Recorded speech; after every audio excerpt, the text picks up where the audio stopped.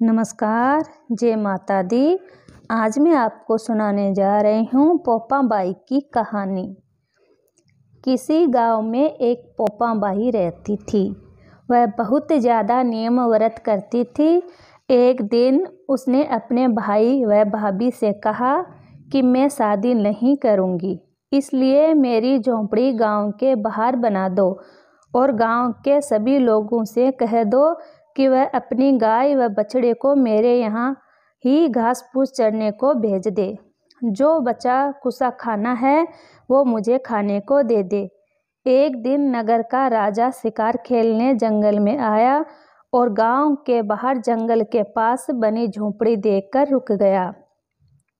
झोंपड़ी के पास जाकर उसने आवाज़ लगाई कि कौन है, लेकिन भीतर से कोई आवाज़ ना आने पर वह लगातार दरवाज़ा खटखटाता रहा। तब पोपाबाई उठी और कहने लगी कि कौन हो तुम जो बार बार दरवाज़ा बजा रहे हो, क्यों आवाज़ लगा रहे हो? राजा ने कहा कि मैं यहाँ का राजा हूँ और तुम्हारे साथ विवाह करूँगा। पोपाबाई ने कहा कि जहाँ से आए हो वहीं चले जाओ। मैं किसी पराये आदमी का मुँह नहीं देखती हूँ। राजा ने पोपाबाई की एक नहीं सुनी और उसे ज़बरदस्ती उठाकर ले गया। तब पोपाबाई ने राजा को श्राप दिया कि उसका सारा राजपाट नष्ट हो जाएगा।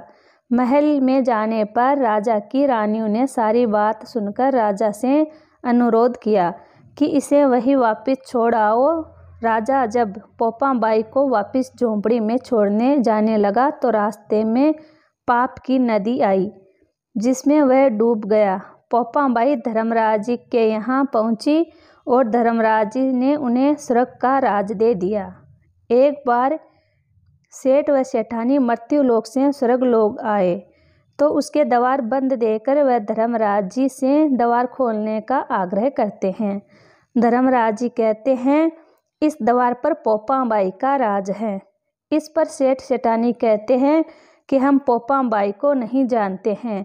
धर्मराज जी उन दोनों की बात सुनकर कहते हैं कि तुम दोनों 7 दिन तक मृत्युलोक में रहो।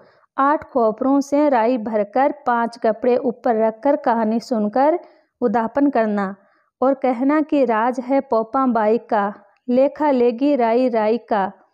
सारे बोलो पोपाबाई कीजिए।